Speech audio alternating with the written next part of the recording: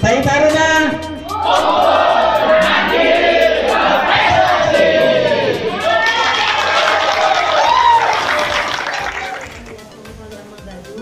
Yang terhormat Gus Zuman Malaka, calon profesor, amin ya rabbal alamin, selaku ketua ST Taruna. Kemudian ada juga Habib Fathur Rahman, ini juga calon profesor, ya, luar biasa nih.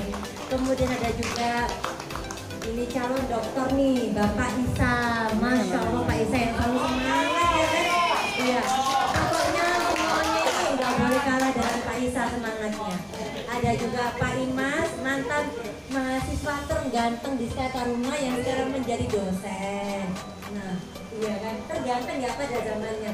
Iya.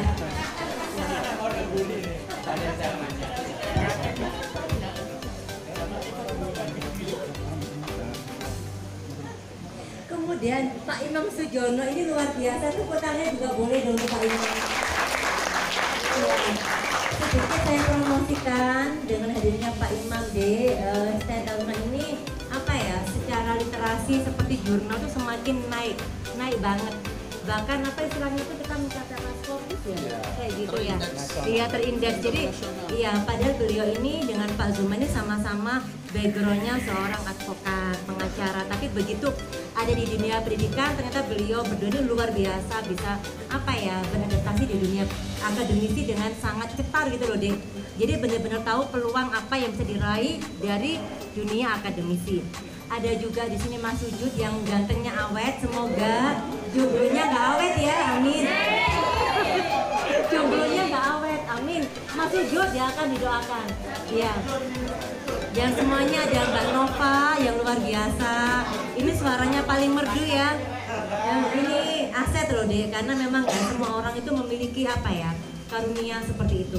Dan juga semuanya adik-adik mahasiswa yang sekarang mengikuti acara LDKM di Pacet. Nah, di sini saya nggak berbanyak kata, yang jelas saya pertama tentunya kita bersyukur ya kan, oleh Allah Subhanahu wa taala kita dikasih kesehatan, keberkahan ya. Kita masih bisa berbicara, masih bisa jalan dan sebagainya.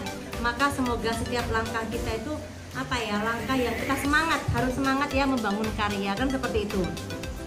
Ya enggak? Iya, fokus ya, harus fokus ya. Jadi sampai ini serius banget. Jadi benar-benar fokus karya, lupakan mantan ya kan? Iya. Bener nggak? Minum jus. Iya, minum jus Rikaya di pinggir pantai Pacitan. Fokus bangun karya, lupakan mantan. Itu sangat penting sekali karena memang kita harus berbicara masa depan kita apa deh. Terutama kalau berbicara era digital, maka di sini saya menyampaikan PowerPoint yang mungkin nanti oleh Mbak Nova bisa di-share aja, dibaca sendiri. Pada prinsipnya yang pertama, era digital jangan terpental. Jadi benar-benar kalau kita berbicara era keterbukaan informasi dari semua akses, maka apa ya, kita saatnya membuang apapun kotak-kotak gitu loh deh ya. Nggak usah berbicara ini kampus grade A, grade B, grade C, nggak ada. Semuanya sama, tergantung kita sendiri ya kan. Pokoknya kita sendiri, gitu aja, kita sendiri udah. Nggak usah berbicara lain-lain. Jadi dimanapun kita, bagaimana kita beradaptasi, kita mengambil peluang. Contoh tadi kan kayak Pak Imam sama Pak Zuman, walaupun beliau seorang advokat, pendamping hukum ya kan, tapi kemudian di dunia akademisi bagaimana berbicara peluang yang bisa diambil.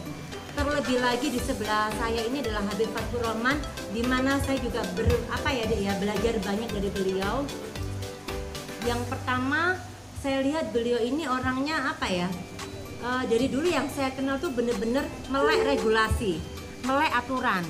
Berarti kalian pun dimanapun berada harus melek regulasi, melek aturan. Kenapa? Misal kalian nanti menjadi seorang guru, kalian nggak ngerti apa aturan, dalam artian apa sih aturan untuk mendapatkan bantuan hibah misalnya, aturan mendapatkan bantuan penelitian misalnya. Kalau kalian nggak melek, nggak tahu ya, kalian akan selalu menjadi orang yang gigit jari ya kan. Maka harus selalu melek deh. Dan yang kedua, jadilah orang-orang yang visioner. Saya juga dari Habib Fathur ini dulu ketika saya masih dosen awal, beliau ini pokoknya menyemangati banget gimana saya tuh memiliki visi ke depan. Jadi lupakan ya namanya kita kekurangan.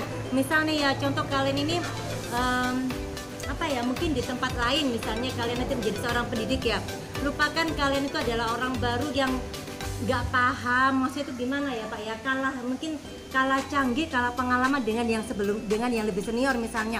Maka dalam artian lupakan ini adalah lupakan batas-batas yang membuat kalian tuh apa ya, turun downgrade-nya, confident levelnya rendah, itu lupakan.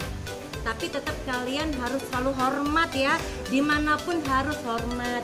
Ini juga yang saya alami deh. Ketika kuliah, alhamdulillah saya itu termasuk mahasiswa yang ini loh, suka sowan kepada dosen.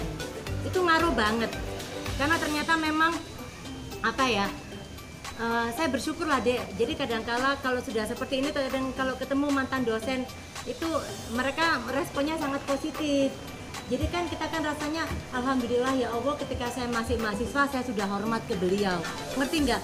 Coba kalau kita tuh ketika mahasiswa kita nggak hormat, kita nggak baik ke dosen, rasanya kalau kita ketemu mereka di usia mereka semakin tua, kitanya masih energik, itu kan rasanya kita kayak berhutang budi ya kan.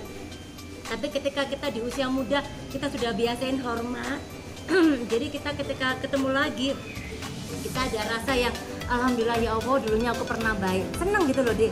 Karena memang kebaikan itu kan jangan ditunda ya kan. Iya, jangan tunda kebaikanmu, tapi tundalah dustamu ya kan. Jadi seperti buat semuanya ini para ya Pak, aku ini gini Dek. Nah ini bikin kata-kata ini cocok buat mahasiswa juga. Jagalah jujurmu, jangan dustamu. Jadi harus biasakan jujur pada diri sendiri, apa yang bisa kalian perbuat. Contoh, iya jangan ada dusta. Iya, jangan ada dusta di antara kita, dan juga jangan ada pihak ketiga di antara kita. Iya, jadi itu dia yang saya alami, termasuk sekarang apa ya, tadi kan disampaikan oleh Pak Zuman dan sebagainya mengenai pencalonan DPD. Maka itu kenapa saya ambil DPD, bukan saya kampanye, enggak. Cuma di sini saya ingin menyampaikan kepada kalian kenapa saya ngambil itu calon senator DPD sejatim itu enggak mudah loh Dek kelilingnya. Kemudian ya memang luar biasa lah ya. Cuma di sini saya lihat pertama kita memang harus meluber ke banyak wadah. Nah, dengan saya menjadi calon DPD, saya bisa kenal sama caleg-caleg antar partai. Nggak boleh berbicara, oh kamu partai hijau, aku partai merah nih, aku nggak suka hijau deh. Nah, itu kan namanya orang terkotak-kotak, ya kan? Nah, disitulah saya mencoba menguatkan diri ya, bagaimana kita tuh menjadi pribadi yang bisa meluber. Dimanapun kalian, nggak boleh kalian berbicara perbedaan, tapi kalian berbicara apa kesamaannya, oke? Dan orang lain. Saya pernah menyampaikan, karena di dalam forum itu deh, jadilah minoritas di tengah mayoritas, mayoritas di tengah minoritas. Nah, tapi seperti ini konteksnya. Kita ini kan kaum muslim ya kan. Indonesia Raya kebanyakan mayoritas adalah umat muslim. Jadilah minoritas dalam hal, jadilah sedikit umat Islam yang bisa memiliki karya luar biasa, yang memiliki pencapaian sukses secara ekonomi, sehingga kalian bisa membantu sesama orang Islam. Paham ya? Jadi jangan sampai yang aku nggak usah khawatir nggak bakal kelaparan. Kenapa? Setiap Kamis mesti aja ada orang tahlil ya kan, ngundang nanti dapat lagi berkat gratis.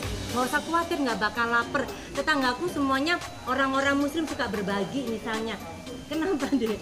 Ya itu kan nggak boleh, dalam artian kalau bisa kalian tuh menjadi sedikit orang yang suka berbagi, paham ya? Kemudian yang berikutnya jadilah mayoritas di tengah minoritas. Misalnya kelak kalian ya Allah, ternyata Allah Subhanahu wa Ta'ala ini maha baik, dikasih rezeki kalian tuh ambil S3-nya di Kanada. Amin. Ya kan diaminin ya Kak.